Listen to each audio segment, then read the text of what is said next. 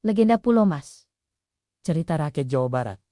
Di masa lalu, ketika daerah Indramayu masih berupa hutan lebat yang belum dijamah manusia, Hidup seekor kijang emas yang sering terlihat berlari di antara pepohonan. Konon, kijang itu bukanlah hewan biasa, melainkan penuntun bagi orang yang akan membawa perubahan di tanah itu. Pada masa itulah, datang seorang kesatria gagah dari desa Banyu Urip bernama Raden Wiralodra, ditemani abdinya yang setia dan sakti bernama Kitinggil. Mereka datang dengan tekad membuka lahan baru untuk dijadikan pemukiman manusia. Kitinggil, ujar Raden Wiralodra sambil menatap hutan rimba yang tampak tak berujung. Inilah tanah yang akan kita jadikan tempat hidup bagi banyak orang. Tapi, aku tak tahu ke arah mana harus melangkah.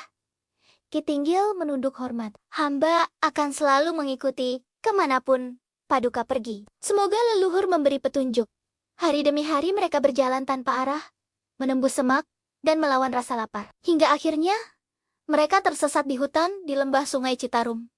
Tempat sunyi yang terasa asing bagi keduanya. Malam itu, mereka bertemu dengan seorang tua berjubah putih yang tengah bertapa di bawah pohon besar. "Selamat datang, orang dari jauh," kata orang tua itu dengan suara tenang. "Namaku Kisidum.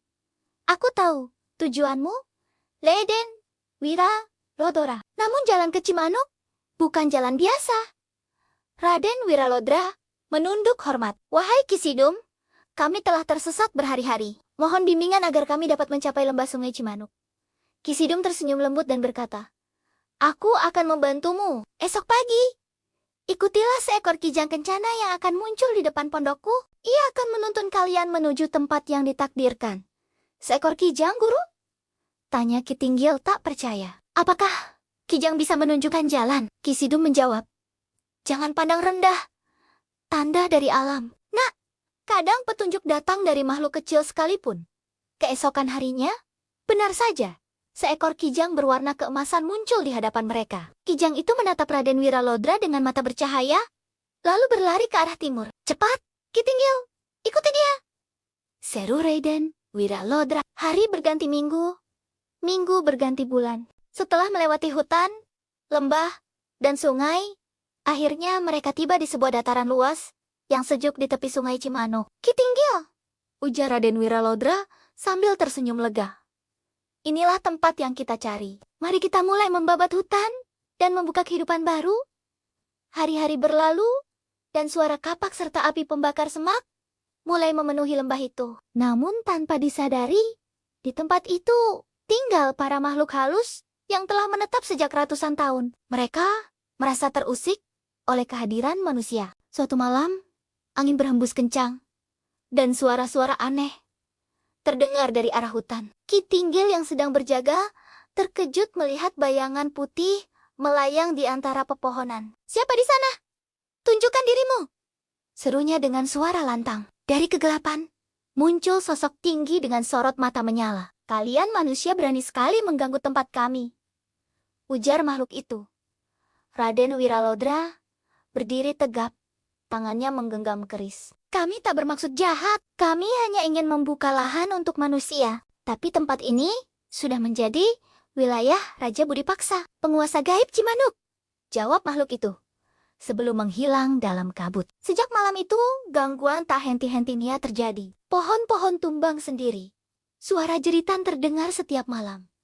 Bahkan, makanan mereka sering lenyap tanpa jejak. Suatu sore, muncul rombongan makhluk gaib dipimpin langsung oleh Maharaja Budipaksa dan Mahapati Pujarawis. Mereka berdiri di udara, berhadapan dengan Raden Wiralodra dan Kitinggil yang tak gentar. "Manusia," ujar Budipaksa dengan suara menggema, "hentikan pekerjaanmu. Tanah ini bukan untuk kalian." Raden Wiralodra menjawab tegas, "Aku datang dengan niat suci. Bila kau ingin menghalangi, aku tak takut berhadapan."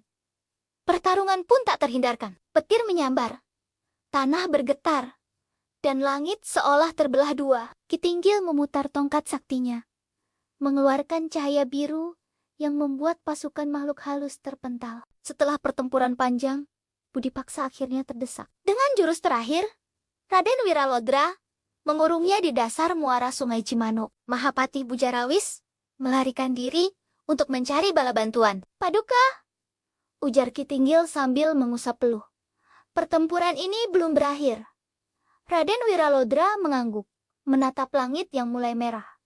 Aku tahu, Ki Tinggil, tapi kita tak akan mundur selangkah pun.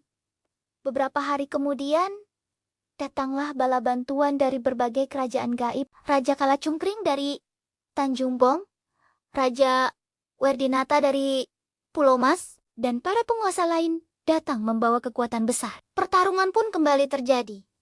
Kali ini lebih dahsyat dari sebelumnya. Raden Wiralodra bertarung langsung dengan Raden Werdinata.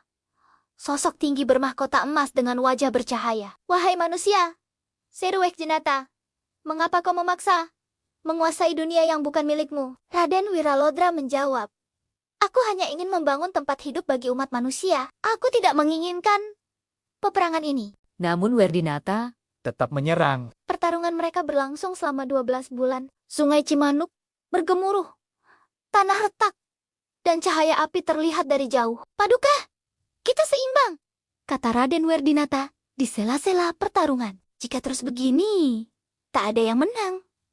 Raden Wiralodra menghela napas. Mungkin saatnya kita mencari jalan damai. Namun, sebelum mereka bicara lebih jauh, datanglah Raja Kalacungkring, membawa usulan perdamaian. Cukup sudah pertumpahan tenaga ini, ujar Kalacungkring. Bukankah kita semua ingin hidup damai? Manusia dan makhluk gaib tak perlu saling menghancurkan. Raden Wiralodra menatap Werdinata. Apa yang kau usulkan, wahai Raja Pulau Mas? Werdinata terdiam sejenak, lalu berkata, sebagai tanda persahabatan, aku akan menyerahkan putriku, Putri Inten, untuk menjadi istrimu. Dengan begitu, hubungan antara dua dunia akan bersatu. Ki Tinggil menatap tuannya dengan cemas. Paduka, apakah ini bijak? Bisiknya. Raden Wiralodra menjawab lembut. Perdamaian lebih berharga dari kemenangan. Akhirnya, pernikahan antara Raden Wiralodra dan Putri Inten berlangsung dengan hikmat di tepi sungai Cimanuk. Disaksikan manusia dan makhluk gaib. Sejak saat itu, para makhluk halus tak lagi mengganggu, bahkan membantu proses pembabatan hutan. Dalam waktu singkat, wilayah itu berubah menjadi pemukiman yang makmur dan damai. Ki Tinggil, ujar Raden Wiralodra sambil menatap ke kejauhan. Inilah awal Indramayu yang akan menjadi tanah harapan. Waktu berlalu, kehidupan di lembah Cimanuk semakin ramai. Namun, Raja Werdinata dan para pengikutnya merasa tidak nyaman tinggal bersama manusia. Suatu hari, ia menemui Raden Wiralodra untuk memohon izin. Wahai menantuku, ucapnya lembut, izinkan aku dan para pengikutku pindah ke sebuah pulau di utara. Kami akan hidup di sana tanpa mengganggu manusia. Raden Wiralodra menjawab, Bapak mertuaku, bila itu keinginanmu, pergilah. Aku hanya berharap kita tetap bersahabat. Werdinata tersenyum dan berkata, selama keturunanmu ada, Pulau Mas akan selalu bersinar di malam hari sebagai tanda persaudaraan kita.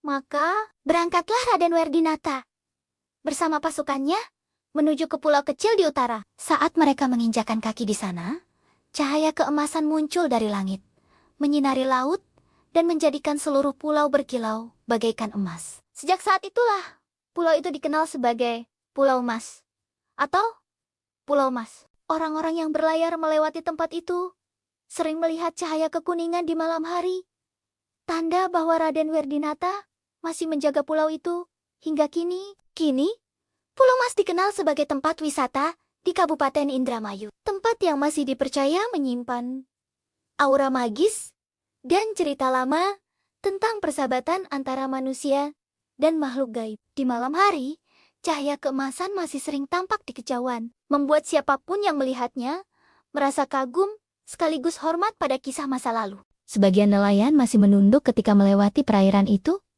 berbisik pelan, memohon izin agar laut tetap tenang. Mereka percaya Raden Werdinata masih menjaga keseimbangan antara dunia manusia dan dunia tak kasat mata. Ki Tinggil, mungkin suara Raden Wiralodra masih bergema di angin malam.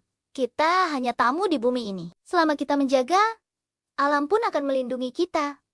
Begitulah kisah asal mula Pulau Mas, tempat yang menjadi lambang perdamaian antara dua dunia. Jangan lupa subscribe ya!